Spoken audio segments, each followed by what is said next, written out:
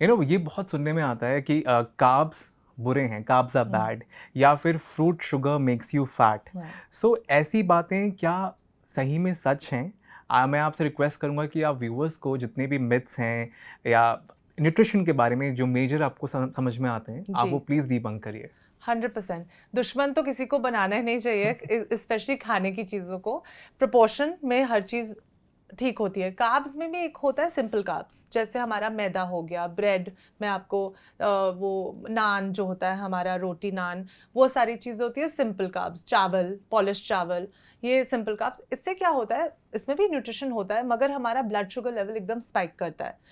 Normal viewers को समझाने के लिए, अगर आपको ब्लड शुगर लेवल का ये कॉन्सेप्ट समझ नहीं आ रहा, why am I against a spike of blood sugar level, because when you have a spike that gives you a lot of energy, instant correct. energy, वो instant energy पहले के ज़माने में लोग फार्मिंग करते थे, कुछ घर का काम करते थे, तो वो यूज़ हो जाती थी, तो it would never get converted into fat।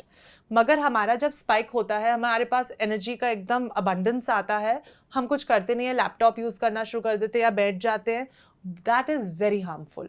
वो स्पाइक को हमें फिर एकदम क्रैश होता है, then that is very bad, कि वो that basically creates fat in your body and other chronic illnesses such as inflammation. Even with respect to many major illnesses are also created because of all these inflammatory diseases, so that is wrong। तो ये हो गया हमारा simple carbs की जो मैं बात कर रही हूँ।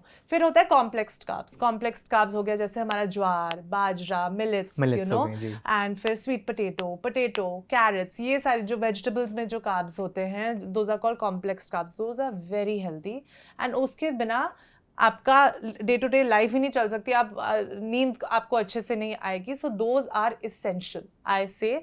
सो you should be able to identify. अगर आपको रोटी चावल भी खाना है प्रोपोर्शन में, हम दाल में भी कार्ब्स होते हैं, but dal is a very high form of protein as well.